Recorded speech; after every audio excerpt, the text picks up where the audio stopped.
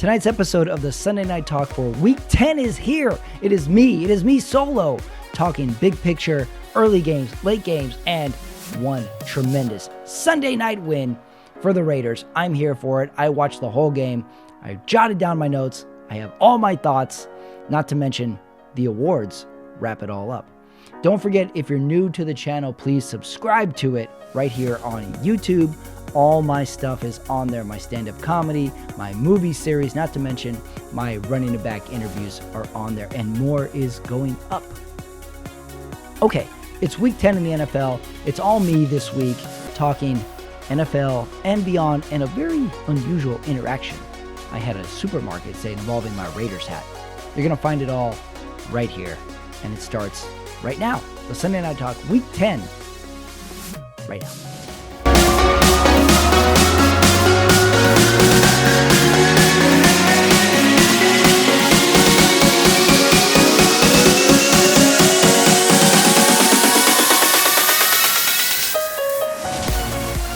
All right, it is 8:37 West Coast time. That's right, I am back on the West Coast. It is time for the Sunday Night Talk. It is me, Patrick Ramirez, solo again this week, right here in the home studio. On the show tonight, we're going to talk the Sunday night game. We're going to talk all the games around the NFL. Not to mention, we're going to wrap it all up with the awards and the Monday night predictions. So let's get going right now. Big picture, Week 10 in the NFL, close games, a couple of blowouts, a Sunday night capper that I thought was really, really fun. If you're a Raiders fan like me, it's really, really fun. If you're a Jets fan, you've got a lot of questions. Questions normally the Raiders fans actually ask themselves. So it's going to get going this season. We're week 10. We're fully into this now. And I think we have a blueprint of how the playoffs are going to go. Or it could be totally thrown out the window. It's the NFL. That's how it goes. We had a game in Germany today, too. All right, let's start with the Sunday night game. It just wrapped up. I'm here on the West Coast. Jets at Las Vegas Raiders. Big picture points to talk about today in the game. The Raiders' run game. I thought they stuck with the run game. That's a play. That is a offensive scheme that I have not seen from them in probably 5 years. The Raiders' game plan is usually maybe run the ball on first, then at some point a deep play on almost every single drive. The best plays typically are penalties or jump balls from Devontae Adams. Sometimes he comes down with them, sometimes he doesn't. This was different. This was a different game. They were committed to the run game. Josh Jacobs ran the ball really, really hard. He had the one play where he stopped short and then he pushes himself with the help of the other teammates for the first down. I have not seen anything like that from the Raiders team in, like I said, 5+ years. The only sour note is I don't know if they ran him too much because he had the potentially game-losing fumble when they're going in to add to the lead in the fourth quarter. The Raiders defense comes back and bails them out on that. Second big picture point in this Sunday night game is the Jets' penalties. The Jets had so many penalties that stopped a drive that led to 3 points instead of 7. Push them back with holding penalties. If you would watch this first half and you would just do the eye test and see what team is pushing around the other team, you would have thought the Jets were up by 17 points. Raiders offense went into a coma again. Again, they stuck with the run, but there was no deep threat. I think the Jets were keen off of that. So the Jets lost, I think, maybe 2 or 3 opportunities in the first 3 quarters of this game, which leads me to the next big picture point was Zach Wilson in the clutch. Collinsworth said this on the final drive, and he said the offensive coordinator has no problem putting the ball in Zach Wilson's hands. And he was dealing at that point. And if you say to that point, like, oh yeah, he's got faith in him, he can take us down there. But you're forgetting about the one crucial mistake he seems to make every single game. And we saw it today. He had a great pass to the tight end where he's rolling out of pressure.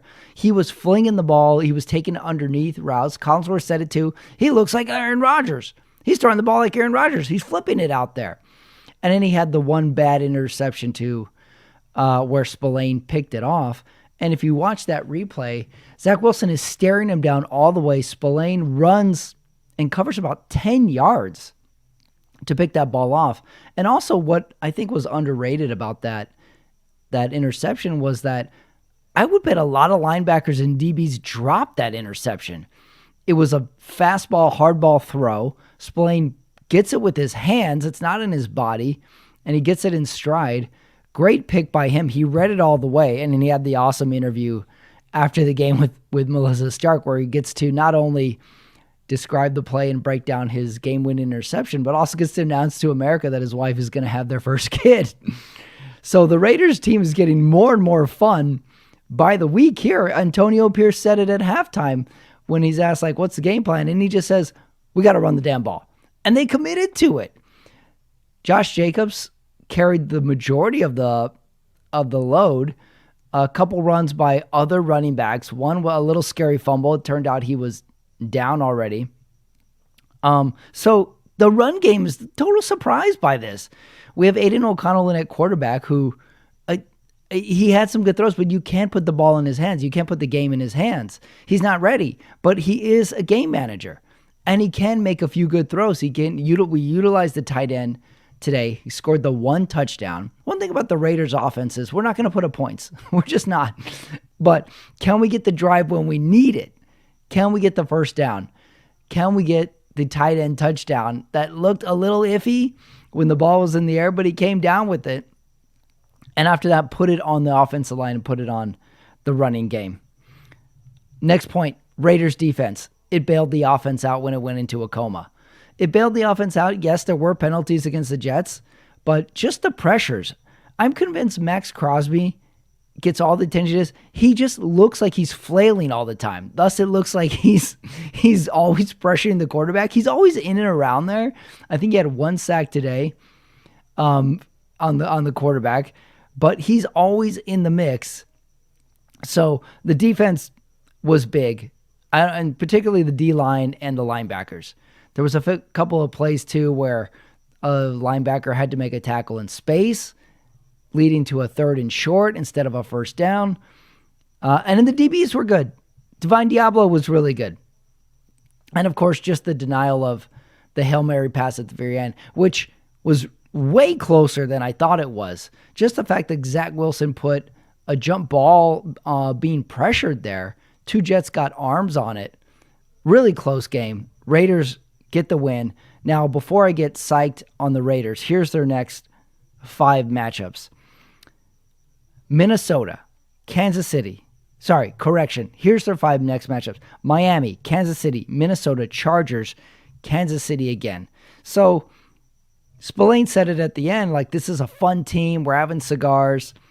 They're really playing for each other, too, and the coach, which I think is the funnest team to cheer for. We're underdogs. We've gone through adversity. All we can do is center around each other and try and play the best football. That being said, we beat the Giants and we beat the Jets, both at home. Now we have some tough teams coming in. Miami, KC, Minnesota, the first 3.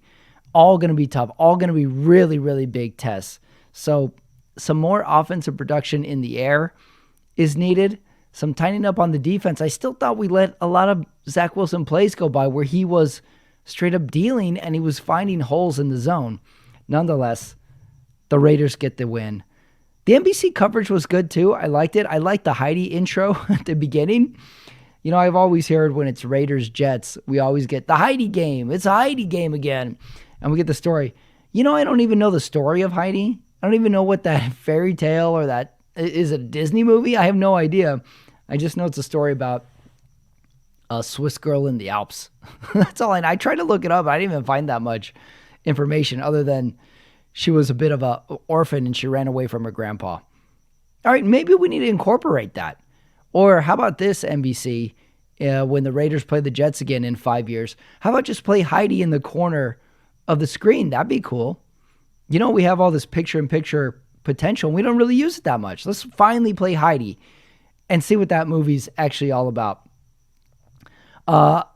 Sunday Night Football now is turning into an advertisement for the city of which the home team is in. Vegas, we have restaurants being shown. We have numerous drone shots of the Strip, which looks awesome. We're advertising the F1 race coming up as well. I want to book a Vegas trip right now. And also, it's no better time to show Vegas in November, especially if you live in the Midwest. You know it's going to be cold. You know Vegas, you know Nevada is going to be nice and pleasant. Yeah, why not make this a Chamber of Commerce advertisement for the city? Come on down. This is our city. I don't know where the Sunday night game is next week, but get the shots ready. Start showing the grills, start showing the bar, start showing the main boulevard. Good job, NBC, advertising for Vegas as well. I talked about the Jets' penalties derailed multiple drives, led to field goals instead of touchdowns. There was one stretch where Aiden O'Connell, rookie Raiders quarterback from Purdue, is playing pretty well, and they start to do the heart-filled story about how he was going to be D3 and he walked on at Purdue and he got a look and he got drafted. We got this great story, and I really think that jinxes players now because right after that he throws the pick. Bad pick to the Jets defender. So Tariq, I'm blaming that one on you. That was your fault. Totally your fault. Raiders offense goes to a coma. They've done this before where they didn't get a touchdown early. They got the field goal, and they just couldn't get first downs. The play calling was dull. They were just running the ball in the middle with Jacobs, and they finally figured it out in the second half with the off-tackle runs that were working really, really well. I thought they peppered those in really well, especially on that fourth down play where they line up, it's 4th and 1, and they're lining up like they're going to do the quarterback sneak with the big tush push, and they run the off-tackle run for about 8 yards. I thought that was the best offensive play of the game. They schemed it correctly. They had the Jets thinking one thing, and they had the perfect play call for it. A great offensive play in a game that didn't have a ton of passing, more so running, and essentially this run was the game. We got that big first down. Of course, the Jacobs fumble gave the Jets another chance on it, leading to the Spillane pick. And then the Hail Mary.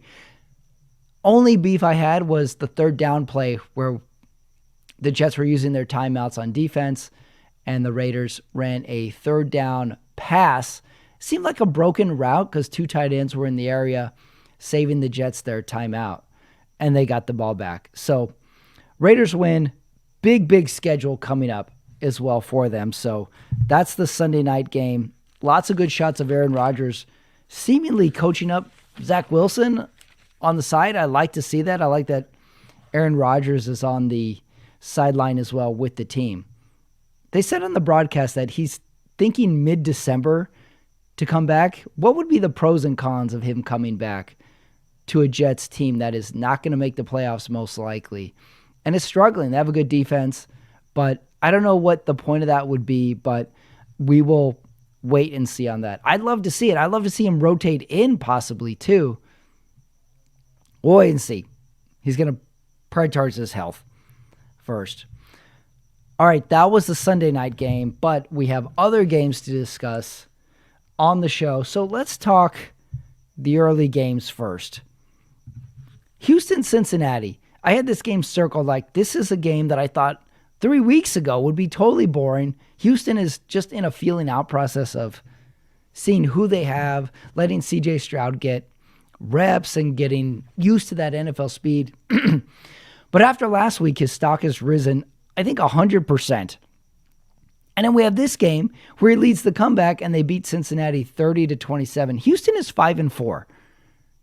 So now we've gone from a season of let's get reps, let's plan for the future. Maybe Houston can actually make a run here. CJ Stroud had 300-plus yards in this game. Houston also, they win this game by 3. Don't forget, Houston did not have a kicker last week. Their kicker got injured, so they have a new kicker this week in kicks the game winner. So Houston stock is way up and seems to be that fun team right now because the future is nothing but bright for the Houston Texans. You have CJ Stroud. Side note, when it comes to the broadcasting, Kevin Harlan is calling this game for CBS. I think Kevin Harlan is the best announcer in the NFL. His voice is excitable. He's got that big broadcaster bass to him.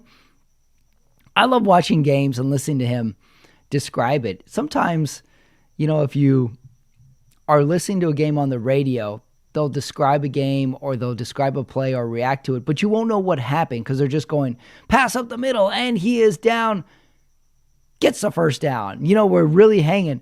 Harlan lets you see it, and then he announces it, and then he verbalizes with the injections of what you just saw. You see the play, and he just essentially adds his voice to the drama of it. I really liked that game. Another game I really liked, New Orleans at Minnesota. Now, this game was essentially two different versions because Minnesota is up really big early in this game. And I think if we watch New Orleans objectively this year, to be down so much, I think we all expected this New Orleans loss to happen. I don't think any of us expected it to happen to Minnesota with Josh Dobbs, no less. But then Derek Carr goes out and Jameis Winston comes in, which is my favorite backup quarterback in the league, is Jameis Winston. He comes in, he's everybody's favorite backup quarterback. And the Saints crawl back with Winston. He has a touchdown pass. He's running all over the place. So then the question I kind of have is being a quarterback actually hard? Because Josh Dobbs joined the team last week, not even as a starter. He went 23 for 34 this week, 208 yards. Wins the game. He ran for a touchdown. He's passing for a touchdown. Winston still had a shot at the end with a pretty good Hail Mary pass to give it a final heave. I mean, it was over a 50-yard pass. He gave it a perfect jump ball into a crowd in the middle of the end zone. Great win for Minnesota. They're 6-4. Think how much we flipped on Minnesota in such a short time, going from the Cousins injury to who are they going to get a quarterback? They got to draft somebody, or not draft somebody, but they got to get someone off waivers. Could it be Case Keenum? Could they get this guy? They get Josh Dobbs, and he's won them 2 games, and not won them. He has won them with his play. I don't know if you can give an in-season award for best acquisition from another team, but whatever it is, Dobbs deserves an award. He is phenomenal playing for the Minnesota Vikings. He's great out there, and I think the team is rallying around him too. So look at this. We have Raiders, we have Houston, we have Minnesota, all fun teams that, like, I don't know how you can not root for all those teams and the players on there as well. All right, let's flip it, and let's go to definitely least watchable of Week 10. Maybe you're already saying it with me. It's Green Bay at Pittsburgh. Pittsburgh, even though Pittsburgh has a winning record, they are a grind to watch. Kenny Pickett's his second year. They are really like banking off of a first down here, 3 punts. A first down here, 2 punts. However, this game ends up actually being pretty good. 23-19, Pittsburgh gets the win. Green Bay just can't get over the hump. I mean, it's just not going to happen this year. Every time there's something good happens, something bad happens. It's the ultimate take 2 punches in the head to get one. And Pittsburgh just grinds out these wins. In a division where Cincinnati can't seem to find their feet. Baltimore, we thought was the best thing ever last week. Pittsburgh is going to be in there, and they're going to ruin it for someone. I don't know if they can get over good teams, but they're going to be in the game. Leads me to the next game, Tennessee at Tampa Bay. Here were the talking points if you're trying to convince someone into watching this game. More Will Levis hype, which, by the way, is grossly overrated. I didn't think it was good in that Thursday night game a week ago. Tennessee put up 6 points today. When we see with quarterbacks that come in off the bench, like, they're usually shooting stars. They're hot for a little bit, and then they come down the next week. On the flip side of that, Baker Mayfield is back this week. He has a good game. Tennessee's 6 points. Really, really bad output on the road. Tampa Bay wins 20-6. Do I think Tampa Bay is going to be playing in December and January? Probably not. But are they going to be a difficult out for a plus 500 team? I think so. I mean, they're a betting team. Some game comes down the road. You're like, oh, they're giving 7 points. Tampa Bay on the road? Okay, I'll take it. Okay, bounce back game. San Francisco at Jacksonville. Big game for both if you think about it. San Francisco needed the win. Jacksonville's won 5 straight. And now they get San Francisco at home. This is the game to showcase themselves. And they lay a total egg. A few drives were looking promising. Then there was a pick. A few drives looking promising. Then there was the interception. Then there was the penalty. So I don't know if this is San Francisco playing well or Jacksonville playing bad. Interception, fumble. Also, Jacksonville had a lot of near sacks on Brock Purdy. They could not bring him down. And he would extend the play and put up a good 8-yard pass to Samuel, 8-yard pass to Kittle. Kittle had the big play for the touchdown where he just outran the linebacker defender. They were just so strong and they couldn't, Jacksonville didn't have answers for him. And I think this was a bad Jacksonville offering this week. Once the game got away from him, it was over. Then we got Sam Darnold in for some garbage time. They did a weird thing where McCaffrey had scored touchdowns in, I think they said 17 straight games, and he hadn't had a touchdown in garbage time, and they ran, I think, 4 plays in a row to him. They were in the red zone, one of them being on 4th down. He doesn't get it, but they tried. I was a little 50-50 on that because McCaffrey's another one who runs with his arms flailing all the time, his legs kicking, and I'm always worried he's going to get injured because he gets injured every year. He didn't get the record. They tried. I think you can applaud the effort, but that was your garbage time storyline. If you're thinking of something, it was McCaffrey going for the record. He doesn't get it.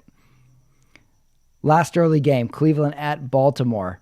By halftime, if you were to watch halftime shows, CBS and Fox, you would have thought Baltimore was going to win the Super Bowl going away because they're up big at the half.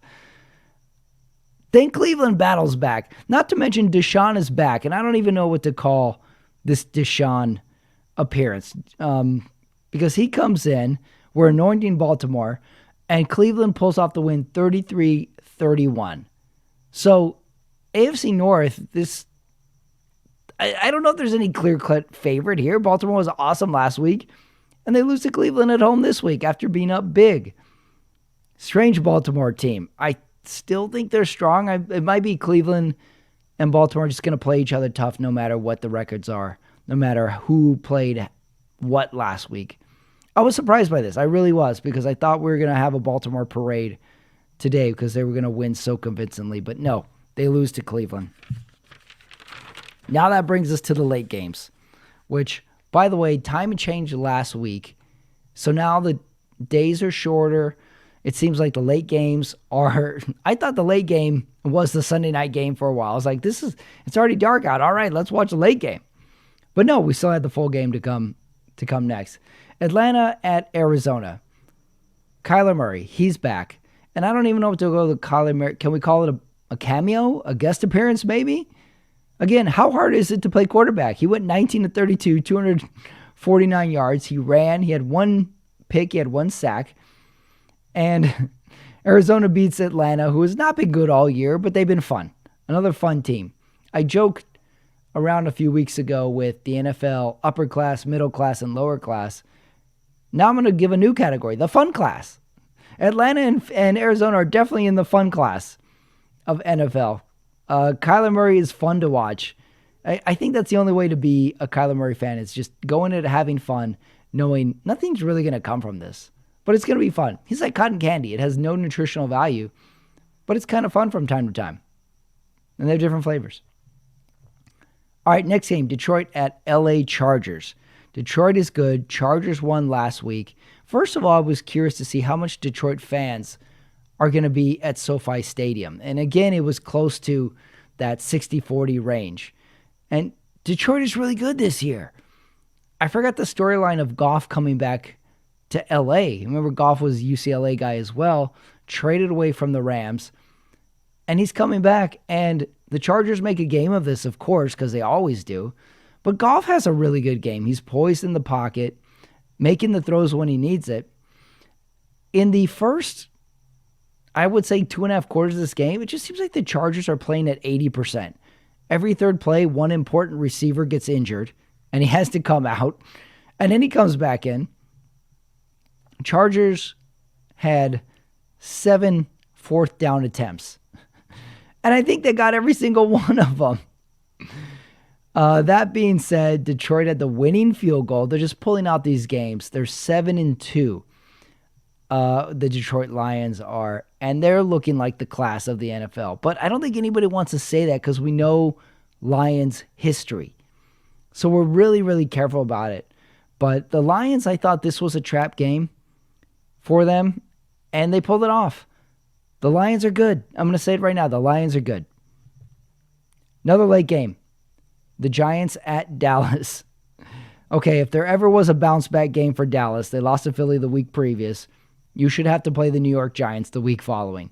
Dallas 49, Giants 17. I think they blanked the Giants earlier in the season, 40-0. So, hey, Giants, you got 17 now. Not bad. A couple things I noticed. The Dallas defensive coordinator, Dan Campbell, never sits down in the booth. He has this nervous energy where his hat is always backwards and he's calling the defense. There's not a lot the Giants, I think, can do. They have Tommy DeVito at quarterback. His best play, I think, was like a 13-yard run. And I think the Giants are just like they're stuck in a corner all the time. They're just taking headshots. They don't have a lot, which is kind of sad because they have Saquon Barkley on there. They can't get him going. They're so depleted at quarterback. And if we think Daniel Jones was that better of an option, I don't know. So if we go back to my game of such quarterbacks, if we put Josh Dobbs in here instead of DeVito or Daniel Jones, how much better is this team? It's difficult to say because the quarterback play was so bad.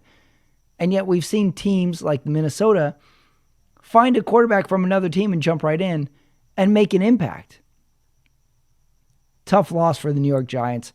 Dallas, on the other hand, big win. They needed that bounce back. And they got it because they played the Giants. Other late game, Washington was at Seattle. This is another two teams that just goes in the fun zone because Seattle is just permanently fun. I jokingly call this game the go shopping game. You don't need to watch it. Grab a few highlights. Geno Smith is good for 3 or 4 highlights. You know, he'll be boring for the middle part of the game. But this is another one. Seattle 6-3. When did this happen? Let's look at Seattle's schedule. Next, they play the Rams.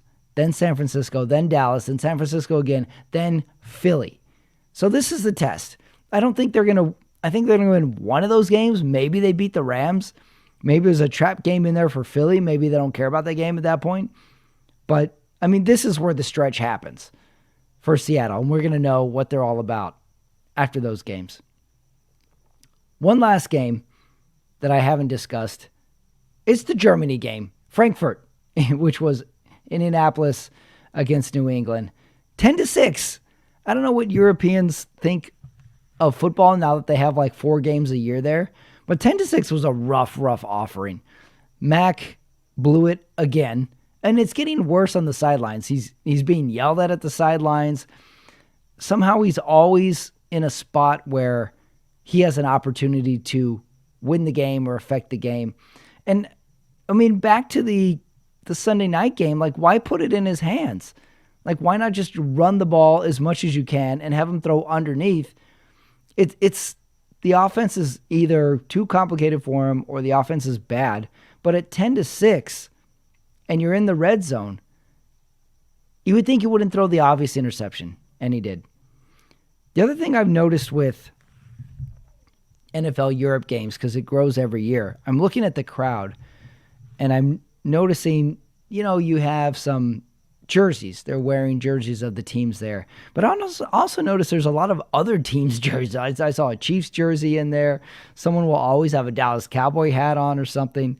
This is sort of turning into, when it comes to the NFL Europe games, like somewhat of an NFL convention where people kind of just go and they're like, hey, we're going to see a game. We get to see these things we've seen on TV all this time, the pageantry of it. The stadiums look good.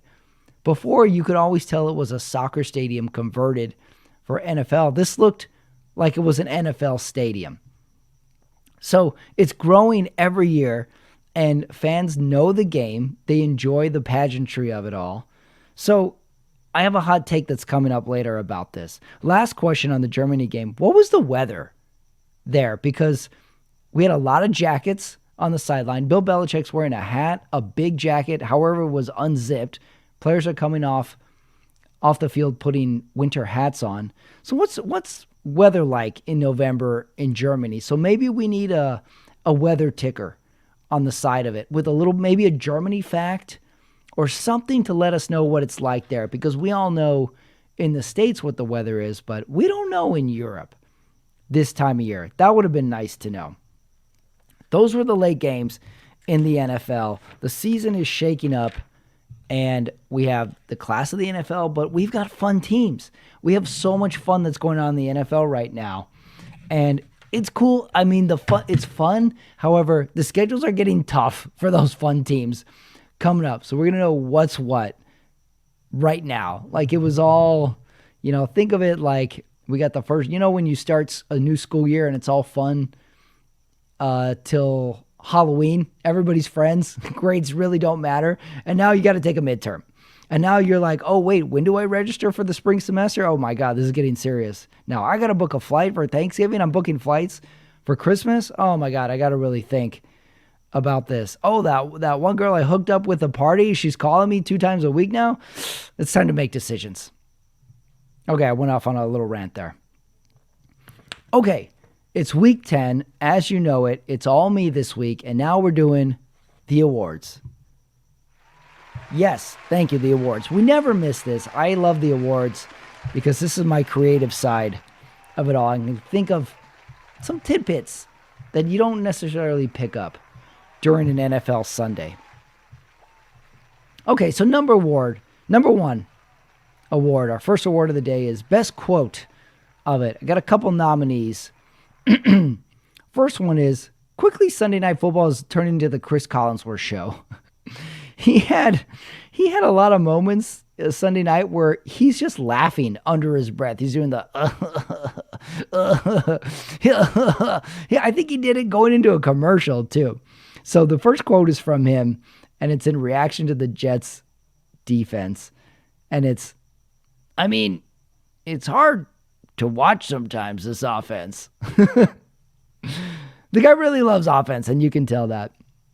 Second nominee is, this is an interaction I had with someone today. I'm wearing my Raiders hat around town here on the West Coast, and it is not even an hour before I get stopped and someone says, hey, hope they get a win today. And I have to do the math where I say like, oh yeah, my hat, Raiders. Yeah, I hope so too. And this guy goes for a second lap and he goes, who's going to be the coach? And I say, I don't know. Antonio Pierce looks good. I like him, but he's the interim. And then the guy won't let me go. By the way, this is at a grocery store.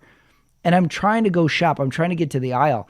And he keeps giving me, it's the ownership. It starts at the top. It starts at the top. And I go, yeah, you're right. It does. It does. It starts at the top. So that's my quote. My other nominee is, it starts at the top, which, by the way, is right up there with, they got too cute and I don't like the play call. It starts at the top. One might argue it always starts from the top. No low-level employee is making decisions on hiring and firing. It always starts at the top. So it starts at the top as my other nominee. And, of course, halftime interview with Antonio Pierce. We need to run the damn ball. I like that honesty, and he was right. All they did was run the ball. I'm going to give it to Antonio Pierce because he was a big winner on Sunday night. We need to run the damn ball. That's my winner. Next award, the Hot Take Award. I told you I was saving this. Here's my hot take. We will have an NFL expansion team that is not in America in 3 to 5 years. It's got to be coming. Germany, London, somebody. I don't know how it would work logistically, but we're going to have a non-America NFL team in 3 to 5 years. That's my hot take. And it starts at the top. Award number 3, this is Best Innovation. I don't know if I've asked this question before, but the Sunday night NBC broadcast, the player intros where they say their name and the college or high school or city, is NBC the only place that does that? And if so, that's a pretty good innovation. We get to hear the player's voice. We get to hear what they say for their school, their city, or whatever. We can see what they look like. Back in the old days, it was just a still picture, and it would say their college, their height, something. We actually get video of it. We get to see both offenses. We get to see both defenses. I mean, we should throw in a coach in there while we're at it. I'm not sure, but I think NBC is the only one who does that, does the live player intros. Best innovation. Next award, the Cringeworthy Award. This week, I got a couple nominees, and here is nominee number one, and it's broadcasting. You know what I hate? It bothers me a lot when, say there's a minute 30 left in a half or a game, and instead of the announcer saying, we've got a minute 30, they'll say 90 seconds.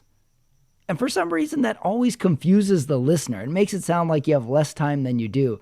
I think that's an announcer trying to insert some sort of personality or creative tick into the announce. It's like, just say what we're reading on the screen. The clock always says a minute blank. You know, it's like, we got 78 seconds to go. Like, just say the time that we see on the clock. I cringe when I see that. The last series by the Bengals defense today was cringeworthy. This CJ Stroud is just cutting you up for the game-winning drive. That was cringeworthy. And then finally, all the Jets penalties, I think wins the award this week. So many penalties. You'd have a hold. you'd have a delay a game. To have that happen on Sunday night, you know, when you lose Sunday night or Monday night, it almost feels like you lost twice. And I think the Jets penalties are my cringeworthy award.